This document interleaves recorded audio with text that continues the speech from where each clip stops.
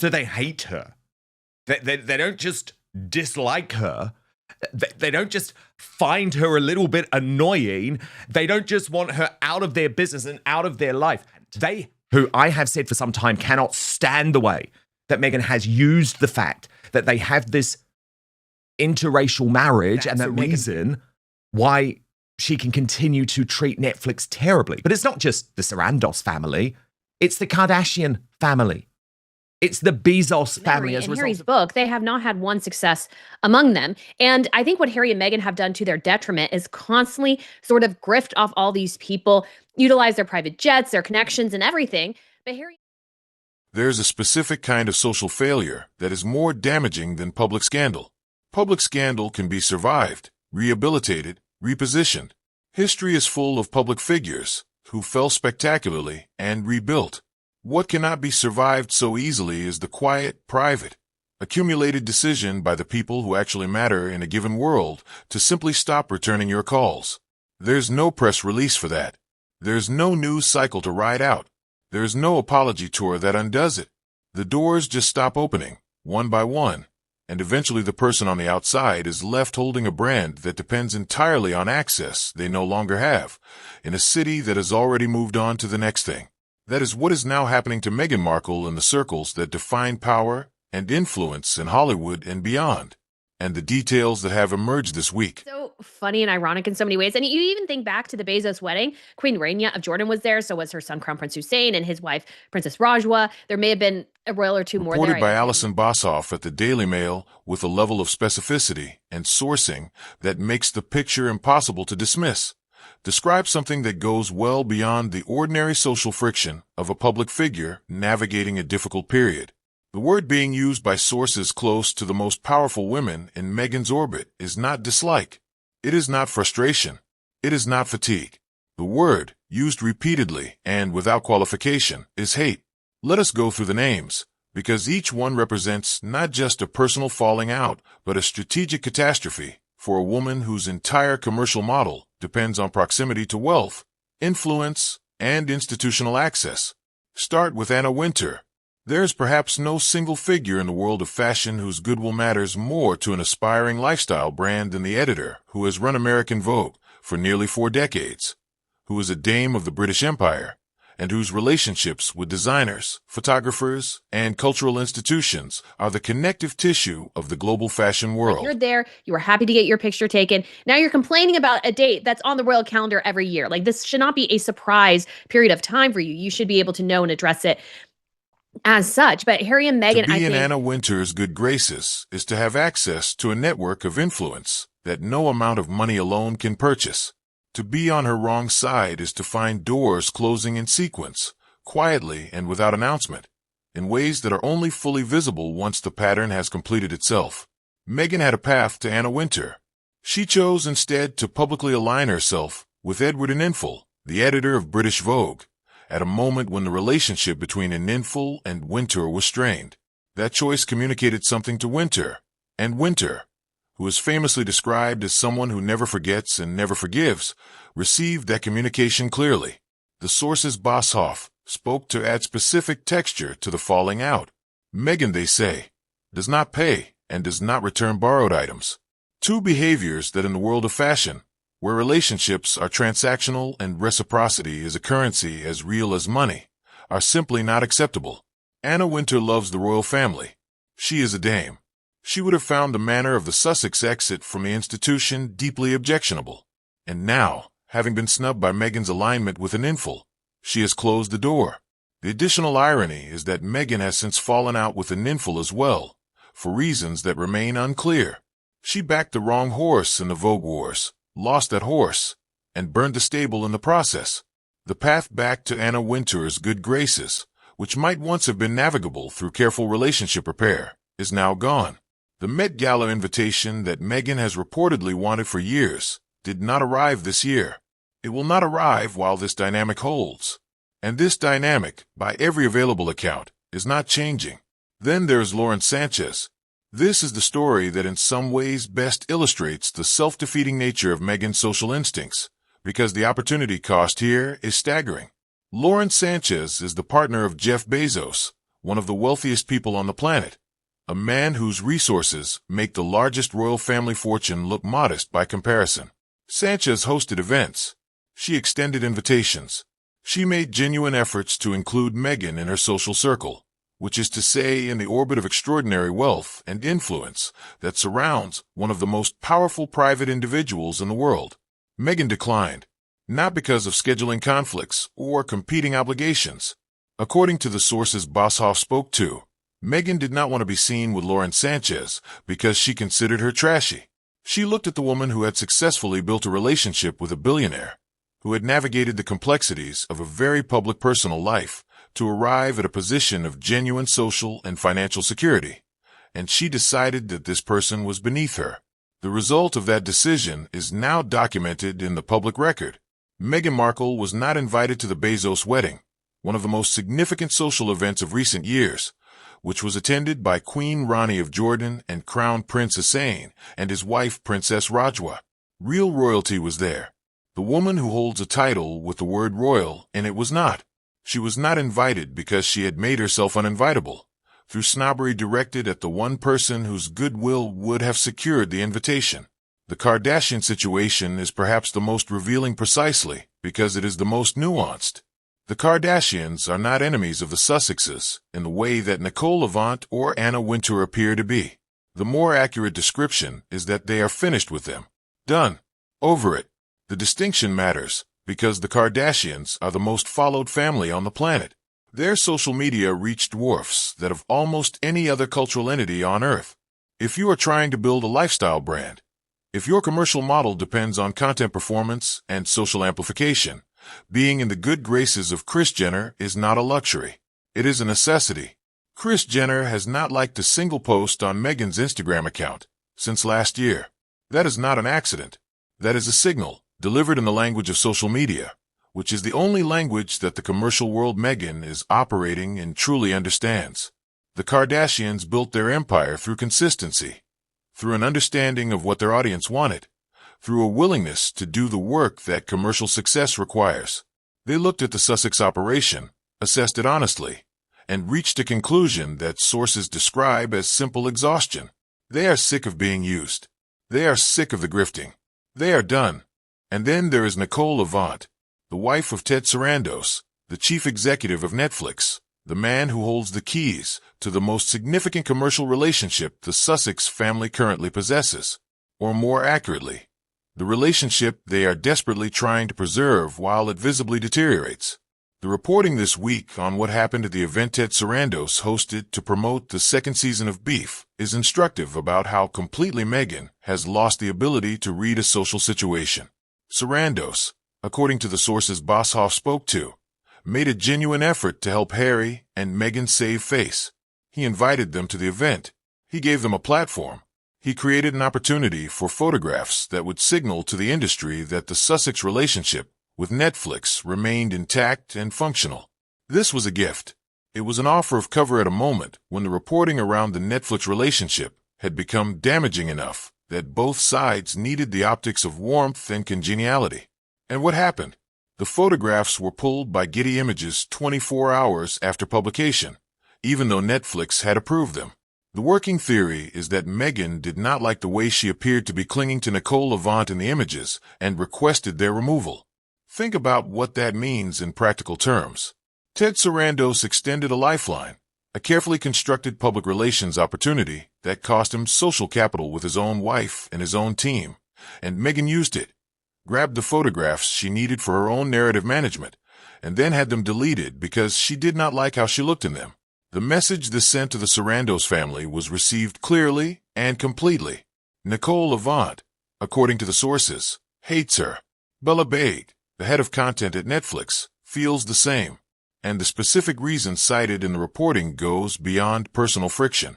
The Sussex team, it appears, was briefing against a Netflix executive, attempting to shape coverage in ways that served the Sussex narrative. Impact their ability to make money, their ability to fund their lifestyle, and they will go down to increasingly desperate levels in order to try to make money. And that was always the danger, is that if the Hollywood thing didn't at the expense of someone who worked for the institution they were depending on for income. Whatever the precise details of that particular episode, the pattern it reflects is one that sources describe in terms that are almost clinical in their precision. Unless someone is of immediate use to them with money or unwavering attention, the Sussexes always fall out with them. They are, in the assessment of the source, worse at dealing with people than they are with business. And given the documented state of their business, that is among the most damning things that can be said. The timing of all of this, the week that King Charles conducted a full state visit to the United States, makes the social and professional collapse of the Sussex position more visible than it has ever been. Charles addressed a joint session of Congress. He attended a state banquet at the White House. He visited a September 11th memorial. He was accompanied by working members of the royal family, whose presence reflected genuine institutional standing. And Harry and Meghan were absent from every element of this visit. Not just absent in the sense of not having been invited to official functions, absent in the deeper sense of having become invisible in the one country they chose as their base, the country where they were going to build their independent empire, the country where Meghan was going to reclaim her Hollywood destiny, while Harry served as a kind of American ambassador for the royal brand they had officially left, but were still commercially dependent on. Even Guy Pelly was at the White House garden party. Guy Pelly, Harry's boyhood friend, the man who was at his side during the episode that produced what remains the most embarrassing photograph of Harry's youth, was present at a White House event during a British royal state visit. Harry was not. The contrast could not be more pointed if it had been deliberately choreographed, and there's reporting suggesting that the deliberateness was real. Robert Hardman, whose sourcing in royal matters is among the most reliable in the British press, and who spoke directly to President Trump during the state visit, reported that when King Charles delivered a speech referencing the deep historical connections between Britain and the United States, weaving together American place names with British royal associations, something notable did not occur. Created mess by Meghan. I mean, we even see this just in how she treats her staff members. People leave, they're disgruntled, they have PTSD, they're psychologically damaged by their... Charles mentioned Charleston. He mentioned Williamsburg. He mentioned Prince William County. He made his way through a list of geographic references that could have included Sussex County, that could have included Harrisburg, that could have included a small town in Indiana called Markle. None of those references appeared. The omission was deliberate enough that commentators watching the speech in real time all had the same thought at the same moment, and several of them said it out loud. For Harry, whose entire identity remains rooted in his relationship to his father and to the institution his father represents, being written out of a speech his father delivered to the United States Congress is not a minor slight. It is a statement. It lands like a verdict. The counterfactual is worth sitting with, because it illuminates how completely the Sussex exit has failed on its own terms. Had Harry and Meghan navigated their departure from the royal family with intelligence and restraint, the outcome could have been almost the opposite of what has materialized. Princess Madeline of Sweden provides the model. When she moved to the United States, she maintained a quiet, dignified presence, conducting occasional engagements on behalf of the Swedish royal family, living a largely private life, serving as a graceful extension of the institution rather than a commercial competitor to it.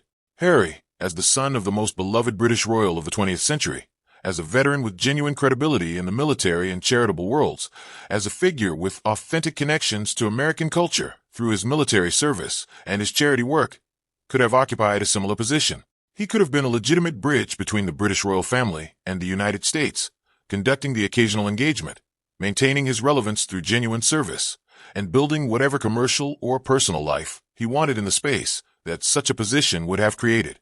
Instead, the Oprah interview, the memoir, the Netflix series, the endless litigation, the public attacks on family members dealing with cancer treatment, and now this, standing at the edge of the most significant British royal visit to the United States in nearly 2 decades, watching from Montecito while his father addressed Congress and his childhood friend attended a White House party he was not invited to.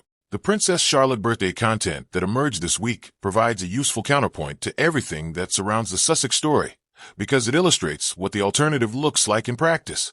William and Catherine released footage of their daughter on her 11th birthday, and what that footage showed was a child who appears genuinely happy, who loves animals, who plays cricket with her brothers, who is growing into herself in what looks like a stable, warm, and ordinary family environment.